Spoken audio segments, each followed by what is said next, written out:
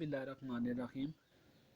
Tenses के इस lecture में आज मैं आपको पास्ट इंडेफिनेट का लिखने का तरीका, स्ट्रक्चर और विद उर्दू आपको समझाने की कोशिश करूंगा। जो बच्चे उर्दू में अटैम्प्ट करना चाहते हैं वो उर्दू में भी उनके लिए काफ़ी हेल्पफुल हो सकते हैं।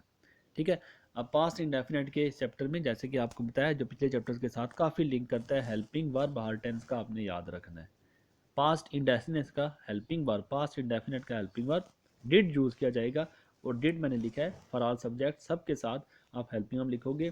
एक बात आपको बार बार मैं बता दूं, हेल्पिंग वर्ब का इस्तेमाल सेंटेंस को नेगेटिव में और इंटरोगेटिव बनाने में मददगार साबित होता है। और कुछ टेंसेस में हेल्पिंग वर्ब गो के स्टार्ट में आ जाता है, लेकिन हेल्पिंग वर्ब आपका मदद करेगा सेंटेंस को नेगेटिव और इंटरोगेटिव में चेंज करने में।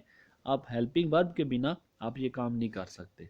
चलिए, इस टेंस में मैं आपको अफर्मेटिव से स्टार्ट करता हूँ, सेंटेंस के सिंपल से स्टार्ट करता हूँ।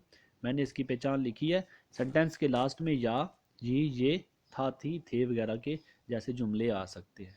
ठीक है। अब जैसे देखें, पास्ट में आपने याद रखना है, पास्ट हमेशा माजी को कहते हैं जिसमें काम गुजर गया होता है। वो आकी खेलता था, उन्होंने रात को टीवी देखा। अब एक बात जो है, मैं एक पिछली बात को रिपीट कर रहा हूँ। एक काम जो हो गया था, जो गुजर गया है, उसको लिखा है। अब इस सेंटेंस, जो भी ऐसे सेंटेंस हों, वो सारे पास्ट में आते हैं।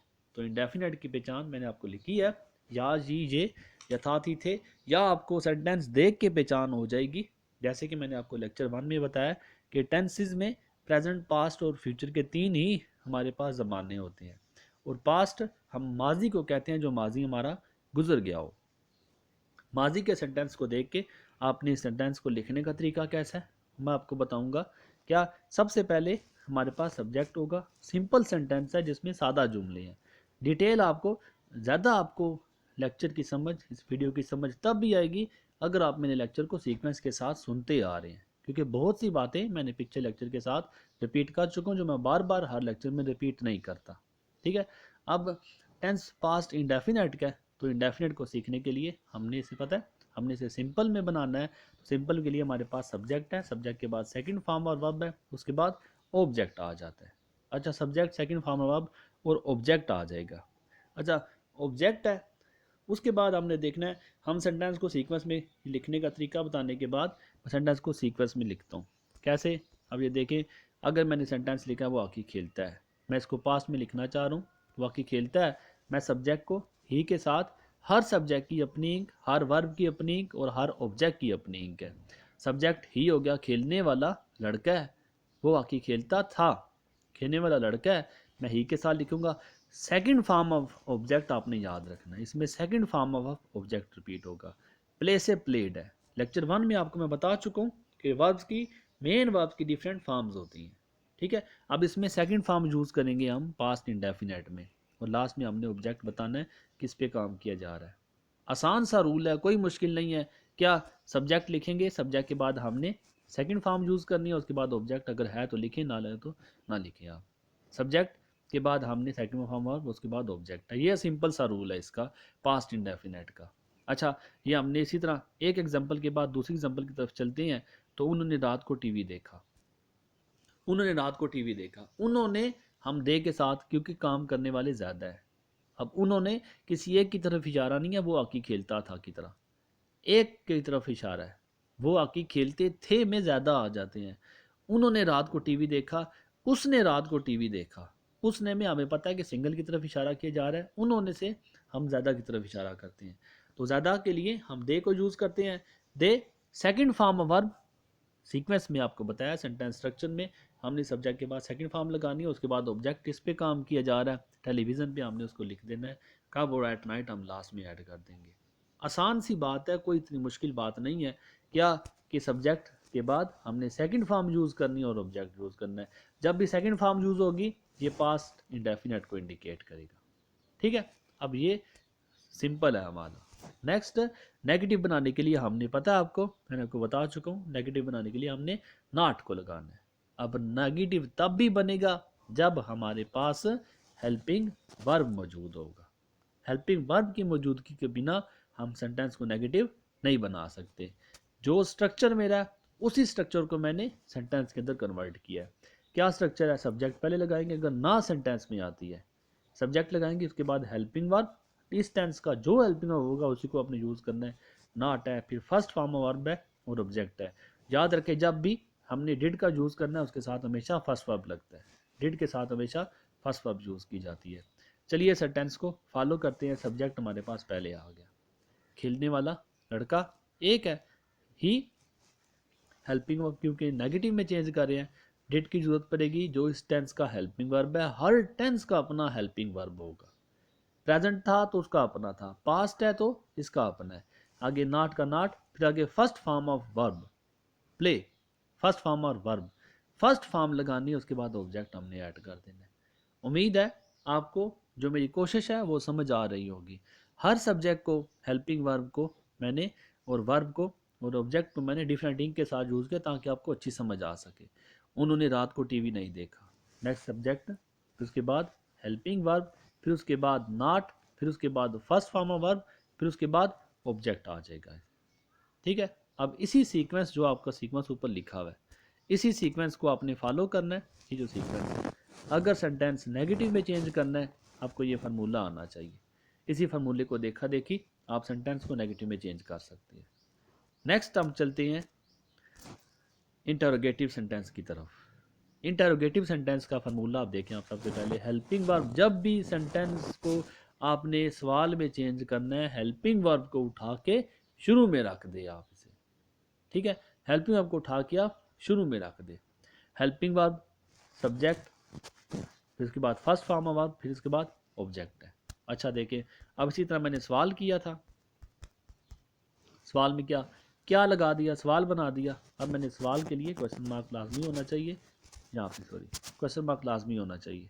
अब यहाँ पे मैंने सवाल किया, सवाल करने के बाद मैं क्या करूँगा, हेल्पिंग वर्ब को मैं शुरू में ले आऊँगा।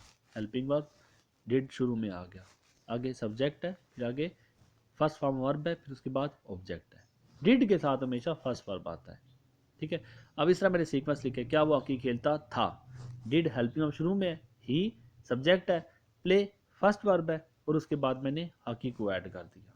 ठीक है, और उसी तरह क्या उन्होंने रात को टीवी देखा, इसी तरह मैंने हेल्पिंग वर्ब को शुरू में रखना है। सवाल के लिए हेल्पिंग वर्ब हमेशा शुरू में ही आएगा, आगे सब्जेक्ट आ जाएगा, फिर उसके बाद फर्स्ट फॉर्म वर्ब है, फिर उसके बाद ऑब्जेक्ट है। उम्मीद है आपको इस बात की समझ आ रही होगी। जब भी सवाल बनाएंगे, सवाल के लिए हमने हेल्पिंग वर्ब को उठा के शुरू रखना है, और जिस टेंस का आप सवाल बना रहे हैं आपने उसी टेंस का हेल्पिंग वर्ब यूज़ करना है, उसी टेंस का हेल्पिंग वर्ब लगाना है। हर टेंस का अपना हेल्पिंग वर्ब, बार बार एक ही बात को मैं रिपीट कर रहा हूँ। तो इस सीक्वेंस के साथ आप पास्ट इंडेफिनिट का सवाल बना सकते हैं। लास्ट में अगर आप देखें तो लास्ट में नेगेटिव और इंटरोगेटिव बनाने का तरीका बताया हुआ है। नेगेटिव और इंटरोगेटिव, जिसमें सवाल भी है और ना भी है। देखें आप, क्या भी है, सवाल आ गया, ना, उसमें ना भी लग जाती है। ऐसे सेंटेंस बनाने के लिए, क्या वो हॉकी नहीं खेलता है, जिसमें सवाल भी और ना भी है, हम क्या करेंगे, हम इस फॉर्मूले को फॉलो करेंगे, जिसमें हेल्पिंग वर्ब पहले आएगा, फिर सब्जेक्ट है, फिर नॉट है, फिर फर्स्ट फॉर्म ऑफ वर्ब है, फिर ऑब्जेक्ट आ जाएगा। अब हेल्पिंग वर्ब हमने शुरू में रखा, डिड, सब्जेक्ट ही लगा दिया, नॉट के बाद फिर मैं फर्स्ट फॉर्म ऑफ वर्ब है, ये देखिए हेल्पिंग वर्ब शुरू में, फिर सब्जेक्ट है, फिर नॉट है, फिर फर्स्ट फॉर्म ऑफ वर्ब है, फिर ऑब्जेक्ट है।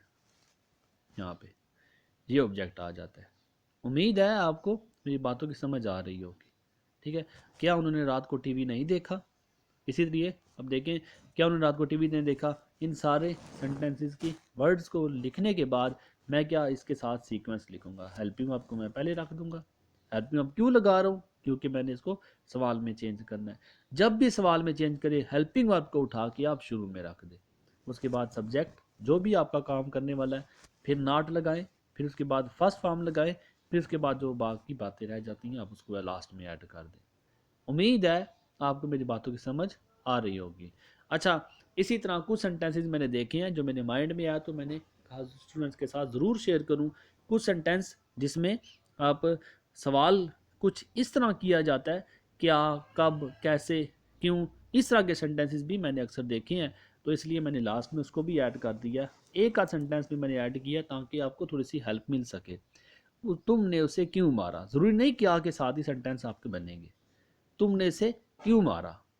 अब एक बात, जो आप मार चुके हैं, किसी को मारा था, अब कोई आपसे शिकायत करने आया, तुमने इसे क्यों मारा, एक बात गुजरी हुई है, ऐसे क्यों मारा, तुमने इसे कब मारा, तुमने इसे कैसे मारा, ऐसे सवालात के लिए हम क्या करते हैं, आपको पता है इनके लिए आपको व्हाट है, हाउ है, व्हेन है, वगैरह वगैरह के सेंटेंस रिपीट होते हैं। अब क्यों की सेंटेंस आपको पता है, क्यों की इंग्लिश वाई होती है। जब भी ऐसे सेंटेंस आए, जब भी ऐसे सेंटेंस आ जाते हैं जिसमें क्यों, कब, कैसे, कहाँ जैसे वर्ड्स आते हैं, अगर ऐसे वर्ड के साथ रिपीट हो, हमने पहले इनकी क्यों, वाई, कब, व्हेन, कैसे, हाउ वगैरह जैसे जो भी वर्ड्स आते हैं, हम इनको हमेशा पहले रखते हैं। फिर उसके बाद जो टेंस है, यहाँ पे पास्ट टेंस है तो मैंने पास्ट का वर्ब लगा दिया, फिर उसके बाद मैंने सब्जेक्ट को ऐड करना है, फिर उसके बाद मैंने वर्ब लगाना है, फिर उसके बाद लास्ट में ऑब्जेक्ट आ जाएगा। उम्मीद है आपको इस चीज़ की समझ आ चुकी होगी। जब भी अगर ऐसे सेंटेंस देखे, आप हाउ, व्हेन, वेयर वगैरह की बातों को आप सेंटेंस के शुरू में रख देते हैं।